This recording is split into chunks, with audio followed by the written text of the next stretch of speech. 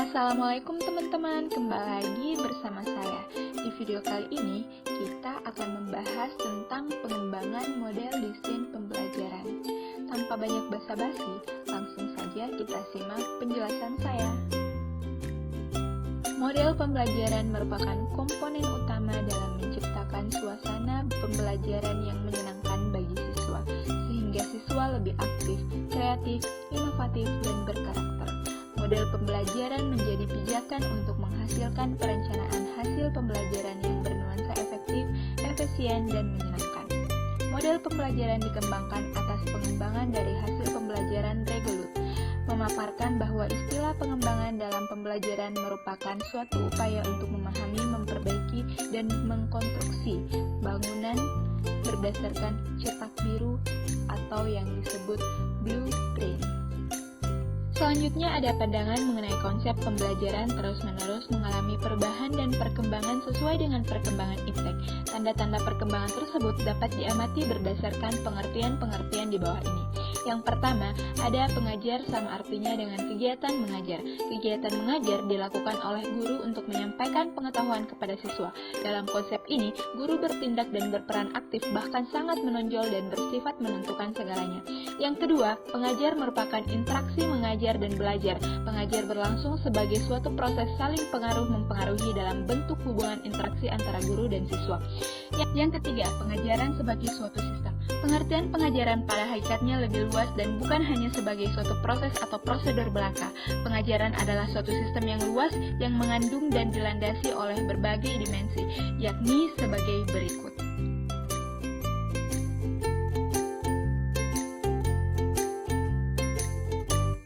Proses pembelajaran berlangsung dalam suasana tertentu, yakni situasi belajar mengajar. Dalam situasi ini terdapat faktor-faktor yang saling berhubungan, yaitu tujuan pembelajaran, siswa yang belajar, guru yang mengajar, bahan yang diajarkan, metode pembelajaran, alat bantu mengajar, prosedur penilaian, dan situasi pengajaran.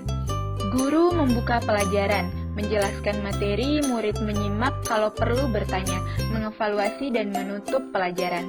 Tetapi karena pelaksanaan pembelajaran itu tentu saja sangat spesifik dipengaruhi oleh berbagai hal, yaitu siapa yang belajar, apa yang dipelajari, di mana dia belajar, pesan-pesan apa yang diamanatkan kurikulum, dan siapa yang mengajar.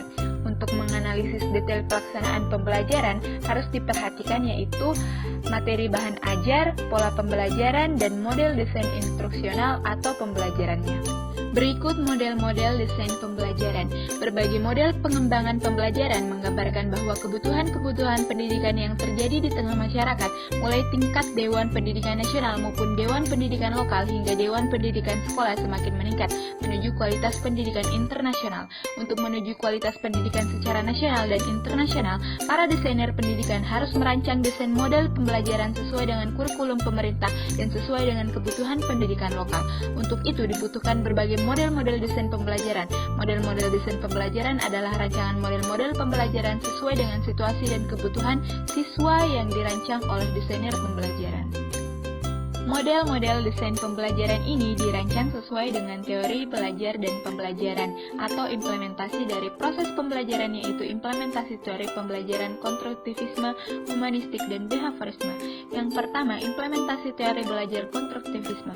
Teori belajar konstruktivistik tidak terlepas dari pengaruh aliran-aliran teori belajar yang dipengaruhi oleh para tokoh teori belajar seperti Ivan Pavlov, classical conditioning, John Watson, stimulus respon, Edward Thorndike, law of effect, selanjutnya Skinner, operation conditioning, dan untuk teori belajar konstruktivistik diawali oleh Jane Piaget dan Lev Vygotsky, zone of psychomotor development. Terus yang kedua, implementasi teori humanistik.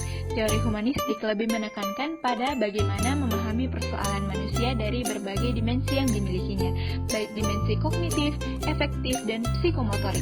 Kegiatan pembelajaran memiliki tujuan utama untuk kepentingan memanusiakan manusia atau proses humanistik. Teori ini lebih banyak membahas mengenai konsep-konsep pendidikan untuk membentuk manusia yang dicita-citakan, serta tentang proses belajar dalam bentuk yang paling ideal. Dan yang ketiga, ada implementasi teori behaviorisme. Teori ini secara umum melihat sosok atau kualitas manusia dari aspek kinerja atau perilaku yang dapat dilihat secara empirik. Inti dari teori behavioris ini terletak pada upaya memahami perilaku secara total. Dalam teori ini, seseorang dianggap telah belajar jika ia dapat menunjukkan perubahan perilakunya. Teori behavioris adalah salah satu teori yang memiliki kontribusi cukup signifikan dalam pembelajaran. Teori ini juga merupakan teori yang selama ini dipakai oleh banyak guru di Republik ini. Selanjutnya, yang terakhir ada pengembangan model desain pembelajaran. Secara konseptual bahwa definisi dari teknologi pendidikan disponsori oleh Edge tahun 2008 atau Association for Education, Communication, and Technology mendefinisikan bahwa teknologi pendidikan adalah studi dan praktek etis dalam memfasilitasi pembelajaran dan meningkatkan kinerja dengan menciptakan, menggunakan, dan mengelola proses dan sumber daya teknologi yang tepat. Pengembangan sumber daya teknologi yang tepat menjadi dasar pengembangan pemecahan permasalahan pembelajaran yang tidak kondusif menuju peningkatan mutu pendidikan yang tepat guna. Baiklah, sekian itu tadi penjelasan saya mengenai pengembangan model desain pembelajaran. Terima kasih sudah menyimaknya sampai akhir. See you di next video. Bye-bye.